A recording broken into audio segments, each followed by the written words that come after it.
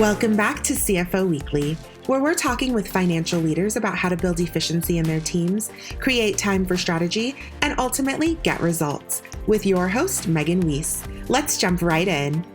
Today, my guest is Leonard Hicks.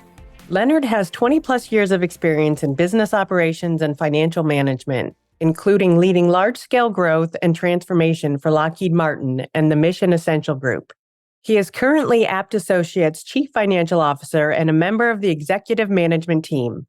He is a proven entrepreneur who brings best-in-class leadership and collaborative approaches to problem solving. Leonard leads and manages all aspects of financial operations and contracts and procurement, as well as facilities and office services. He plays a critical role in executing the company's strategic plan, including meeting growth goals and driving mission impact for Abt's clients.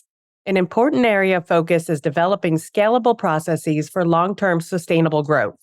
Previously, Leonard served as Executive Vice President and CFO of the Mission Essential Group, a global professional services firm that provides intelligence analysis and operations support to the defense and intelligence communities. Prior to this, he served in several roles at Lockheed Martin, including Vice President and the CFO of the Air Mobility and Maritime Missions Group, and Vice President and CFO of the Global Training and Logistics Group, where he grew the business from slightly under $1 billion to more than $3 billion in 3 years by restructuring the business model, enhancing training, and aligning teams to improve collaboration. Leonard, thank you very much for joining me on today's episode of CFO Weekly. Great to be here. Thanks for inviting me. Yeah, I'm excited to have you on the show, and today we'll be talking about talent, the development of talent, succession planning, and ultimately building bench strength. I'm really looking forward to this discussion, so let's jump right in. Great. I mean, it's one of my favorite topics as a CFO here at Abt Associates. It's one of those things that I just don't think we get enough of or we can spend too much time talking about is talent. It is the core of what we do. Core of who we are is having good talent and making sure that we're developing the next generation of talent. Yeah, so important these days. It's such a scarce commodity. And I feel like a lot of companies are very reactive when it comes to talent rather than being proactive. Yeah, it's interesting. You said I came from a big company in the sector, and so they could put their name out and, colleges and folks sort of jump at it. When you come from the middle market where I'm at today, you have to work a little bit harder. You have to talk a little bit more about what not your company is going to do, but what you're going to do for the talent, how you can help them develop and create themselves for the future. And I think people and kids particularly are excited about shaping their future when they know they have a leadership that's interested in them as much as they're interested in the company. So to start, can you tell us a little bit about yourself, your background, and how it is that you got to where you are today? I'm the CFO today at Abt Associates, a federal contractor in the middle market here in Washington, D.C. Prior to that, working for Lockheed Martin, just wonderful companies, and wonderful for me because I was in a talent pool where I had a leadership that sort of put me in what we call the Finance Leadership Development Program. Early on in my career, they saw something in me that I probably didn't see in myself and really sort of drove me to want to be better, to contribute a lot more. And I feel, quite honestly, the energy and the desire to want to do the same, to mentor and develop more finance leaders in this business. Yeah, those programs are always so valuable for the employees that go through them. So can you talk a little bit about your priorities as a CFO at Abt Associates? What are you responsible for? At Abt Associates, I not only have, I'll say, the accounting functions and the finance functions, FP&A, all those are actually pretty exciting. I do have corporate development that reports to me, as well as the CIO's organization, and of course, the facilities and operations piece of the business. So I like as a CFO that we're not just looking at the balance sheet. While it's important, and I tell my team all the time, we go to battle with our balance sheet. We got to make sure it's accurate. We got to make sure we've got room on it. We know where the holes are, but we also go to war with looking at our strategy. And I would say that finance, and particularly the CFO's role, is more strategy of what we do with our balance sheet than it is just recording our balance sheet on a quarterly and a monthly basis. So let's talk a little bit about bench strength. As a CFO, how would you describe the concept of building bench strength? What does that mean to you? Bench strength is one of the things that keeps me awake as a CFO every night. And because in a lot of areas, I'm only one deep, and I worry about that one deep. And are we doing enough to develop the next generation of talent behind that one? And so for me, it's how do we take our talent and multitask it, where we're not just doing FP&A, that you really understand the balance sheet and you can do closing the books. And at the same time, you might be doing pricing for a proposal that's going in. At Abt Associates, we do somewhere around 400 or 500 proposals a year. And we have this thing called proposal season. And so what was really challenging is making sure that we have bench strength to be able to handle the proposal season, while we have normal strength to be able to handle the normal gap requirements. Does that make sense? Yes, it does. So it sounds like you must do a lot of cross training amongst your team. Not necessarily that you have a bench of extra resources, but that your team is cross trained so that they can wear multiple hats. Yeah, we tried out a lot to give some of the talent some excitement about not just what their current job is, but how they fit in the bigger picture of the company. I find that finance people that really understand the company really enjoy their jobs a lot more than just being a finance person. And so that is why we've sort of expanded their roles to be multifaceted to handle the challenge of the business and the challenged career growth. So, how do you assess the current skills gap within your finance team, and what steps do you take to address those gaps effectively? There's a lot of skill gaps. And I think those steps we take, quite honestly, are not as proactive as I would like. They're more reactive to the situation we're dealt with when someone leaves or when we get, I'll say, growth because of a contract. We struggle, quite honestly, to fill that skills gap. And we're looking for different ways that we might outsource some of it, automate some of it. I'm excited about AI capabilities that we might be using across our business, but we're just in the infancy of that. And talk to us about the strategies and initiatives that you believe are crucial for CFOs to build bench strength within their organization, both today and in the future. I think one of the critical skills we have to look at as CFOs is how do we simplify some of the processes that we've all inherited as CFOs? So what happens as CFOs, we take over as a CFO of a business, and immediately we're thrown into having to do reports to the board, reports to the street, wherever, and we don't get a lot of time to sit back and re-engineer the process. So I think it's important right now, for example, we're going through a process or a tools implementation Abt Associate that forces me to go out and hire a separate team to work on the tools. The reason is because I can't have the team in place today, execute the business, and work on a new tools and process. So it forces me to have to come up with a new team right away. That forcing of that new tool and team actually helps me shape the future of the business because I'm looking out to not how things are done today, but how they're going to be done in the future with this new team I'm developing parallel. And while budgets are tight, I can't afford not to make this investment because I can't keep hiring more and more people. I have to get more and more efficient cost-wise and process-wise. So that's a little bit of how I sort of looked at it to try to build the team, build the process, and become stronger as a company. Where do you think the profession of accounting is heading in the future? You mentioned AI and automation. What skills do you think are going to be necessary down the line that maybe a lot of people don't yet possess? This is an interesting question because I think the answer I'm going to give you is a little bit counterintuitive. A lot of what makes the accounting work easy or hard are the people that use the data. So I'll say from a balance sheet perspective in accounting, my team spends a lot of time with the program managers and program directors explaining what's there and what options we have in the business. I think where the future is going to be is when we automate the data that project management actually needs and uses, it'll free up more of our accounting team and talent to be more advisors than to be working the actual day-to-day balance sheet. Here's the information and here's what to do with it. I think the project management has to get stronger to utilize a lot of the data that we're providing. I think AI will allow the project managers to be stronger, which will take some of the load off of accounting to be all things to all people. And you mentioned data. So how is it that you guys are using data to drive your decision making?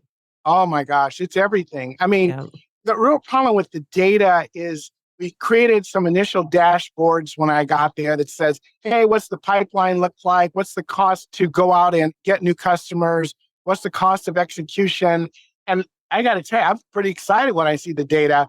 But the folks looking at the data were sort of, we gave them so much that I don't think they knew what to do. So my job evolved more than just providing the data, but also providing the recommendations and modeling what we thought the outcome was if we did what we said we were going to do. What I'm excited about today is the modeling, because we can now take the data and say, here are 2 or 3 probable outcomes of if we change course, if we bring on more staff, if we may go with less staff. The modeling piece becomes the exciting piece of how I think the finance team of the future is going to be able to have the impact on the financials long term. And when you look at your talent development initiatives, what metrics or key performance indicators are you using to measure the effectiveness of those initiatives? Wow, we just joined a program here at Abt Associates, AICPA, where we really try to get our team multiple levels of instructions or multiple levels of engagement. What we really now are sort of evaluating the strength of our finance team is how many folks are very narrow-minded in how they are narrowly focused in finance versus how many can do multiple tasks and see how we connect the dots. And those that connect the dots are usually the ones that we're able to put on higher, I'll say, value return items versus those that cannot connect the dots. It's not to say they aren't valuable to us, but we put them more in a singular set of tasks that are more suited for them. So as an organization, as a leader, we have the responsibility to evaluate and then place people in the right places where they can add the most value to the company. That's really interesting. Is that like a survey that people take to kind of assess like a personality type of a thing, or what is that? Wow, we do that too, but it's not really based on that as much as sort of based on really trying to get them to, well, we do 6-month rotations into pricing, 6-month rotation into FP&A, 6-month rotation into the controller's shop for balance sheet and accounting, and see which folks really adapt to multiple tasks very easily versus those that are very, I'll say, black and white, very singular focus. And those we try to make sure we keep them in, I'll say, the standard jobs where we're doing payroll versus those that we're doing frontline analysis and strategy focused toward the company. That sounds like an amazing rotational program. How is it that you get your talent familiar with the underlying business operations? Well, that's an ongoing process because I hear every day folks feel like they don't know, they haven't been involved, they don't understand the strategy. And, we're pretty open about the strategy. I think part of what is happening here is the expectations of particularly, I'll say, kids coming out of school today, multitasking, having social media. It is very important for them, as I see it, to have I'll say the social media aspect where they have people around them that talk about the multiple functions rather than just the one function. So I think that's what we're seeing. That's what we tend to gravitate toward. We don't take folks that are just from the Ivy Leagues or take folks that are just with 4.0 grade point average. We really take folks that we think want to understand the business of accounting, not just accounting. And in your experience, what are some of the common challenges that CFOs face when they are trying to build bench strength? Competitors. What really happens is people get to see some of the talent, particularly our suppliers, our competitors see when we bring that level of talent to the room, and they're constantly recruiting, recruiting, recruiting. So one thing when I sat our team down and we got, I'll say this ACPA, a rotational model that we're using today to move those that want to become full bore CPAs, I want to get them there. Those that want to become finance people, I want to get them there. I want them to understand the difference. And so competitors, when our folks sort of walk in the room and they're able to talk to bankers or able to talk to program leaders in the way that they do, they immediately stand out. And we sort of knew when we stood up the program that our attrition rate may go up, but that was okay. We felt that those that stayed would stay longer because we had the program, and those that go will go on to build their career, and they can always point back to us and say they got that at Abt Associates, and we would get a reputation in the market for being a high caliber place for financial folks to want to come work. Yeah, that's a great way to look at it. I was going to ask you, once you identify a high performer, how do you work to retain them? Well, I don't know. This is an ever-pressing question. Yeah, not easy. Oh, it's not. I have a few high performers today that I love. They love the business. And I'm worried that I'm not going to be able to rotate them fast enough, that they are going to take other jobs. And I've really sort of had my leaders sit down with them, have a conversation. Then I sit down with them that says, look, I need 18 months. Give me 24 months because I don't have a backfill for you. I want to get you on the rotation faster because a lot of the kids want to move faster than what we did when I came through the process. And so I'm having to adapt and learn and panic and worry about it, quite honestly. And in these days of frequent budget cuts and companies constantly trying to do more with less, can you talk about any innovative initiatives that you put in place for your finance teams to make sure that they have the expertise that they need? I'm a firm believer in people, process, and tools. What are we doing with the people to make sure that we're getting a high caliber of people, we're retaining them and developing, and that's why we've come up with this rotation program, and that's the people part of the business. I try to interview as many as I can. At the same time, I really try to empower as CFO my direct reports and their direct reports to really hire folks that are under the ethos. Anybody above a director, obviously, or anybody a director or above, I interview to make sure that the people part of it is part of our culture that we create here. The process, coming from Lockheed Martin, very process driven. And so sometimes I have to back off of that process. But I think people are comfortable when they know there's a process that we're following and we know what the results are going to be. When I first got to Abt Associates, I would say we had a conglomerate of really good professionals with all different processes. And we fought to come together to have one, what we call the Abt process. It's very important that we develop the Abt process or the company process where you're at so people know what that is. And so we've been developing the process. And when you have standard processes, I think it gets people more comfortable that they're good at their job, they know their job, and they know what the outcomes are. Without that, I think they feel like they're just fighting up a hill every day. And then the tools are the third piece of that. And innovation in tools, it's hard for me. It's not that I don't believe in the innovation and I don't want the innovation, but as a CFO, I like predictable, reliable results quarter after quarter. I don't like surprises. And so therefore, every time someone introduces a new thing into my ecosystem and we have to worry about it, as a CFO, I'm nervous. Well, was it because we changed this, because we changed that? I'm trying to be adaptive and innovative without adding the disruption that all the changes bring to my environment, which as a CFO, made me really uncomfortable. So I would like to say I'm as innovative as possible, even though I have the CIO organization that reports to me. One of the reasons I have that, because again, being a CFO, I'm a control freak. I wanted to control my environment to know what's coming into it. So when you look at yourself, how do you get comfortable with control versus innovation? And when something new comes in, how do you get comfortable with the fact that it's working as it's supposed to? I came up through a generation that changed, that said, it's very interesting.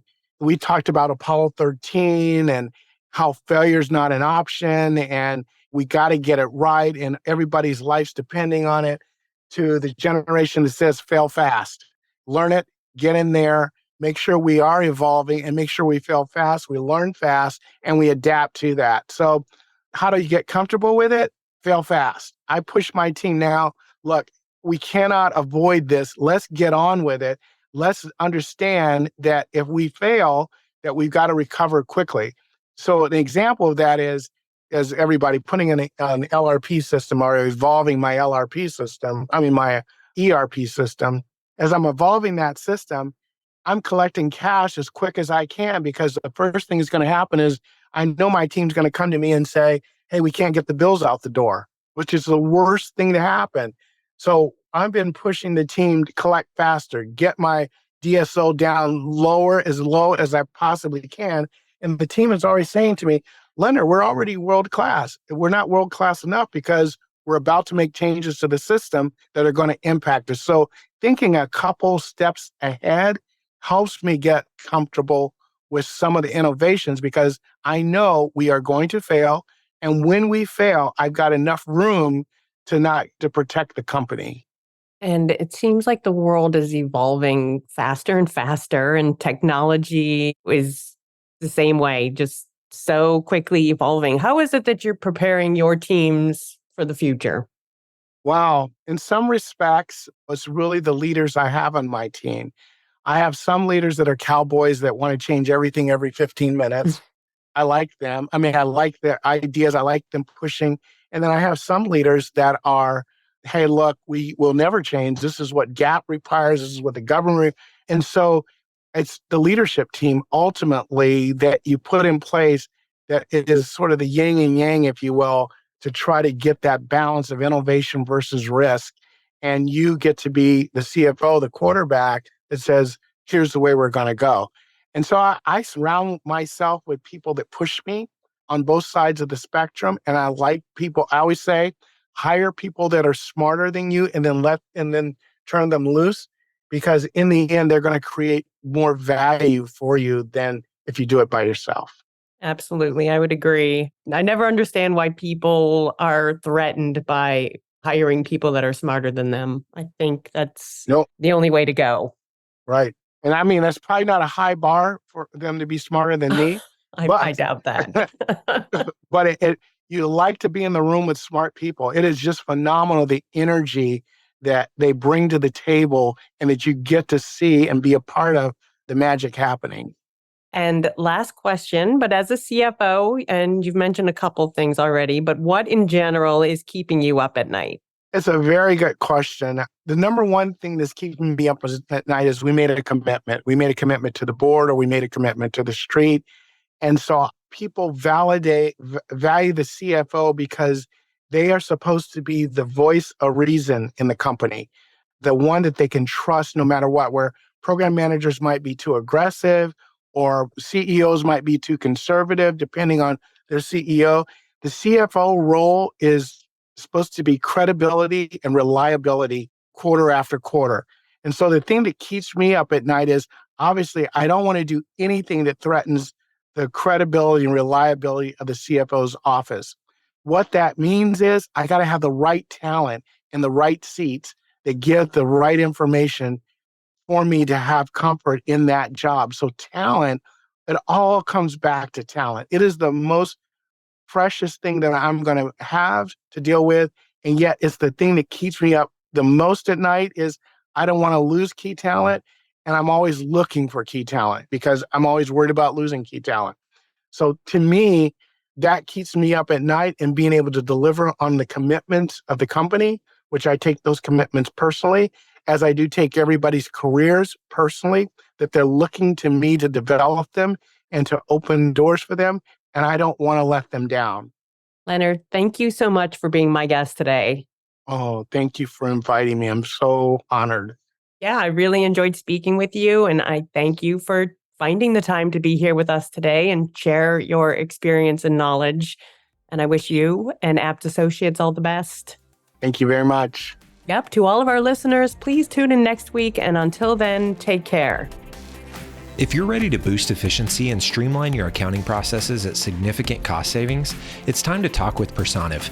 Their people-powered solutions have transformed the delivery of back-office tasks and general accounting functions for decades, partnering with clients to provide everything from accounts payable to payroll services. See what Personiv can do for you by visiting personiv.com. You've been listening to CFO Weekly, presented by Personiv. Please subscribe wherever you get your podcasts to hear all of our episodes. Want to learn more? Check out personiv.com. Thanks for listening.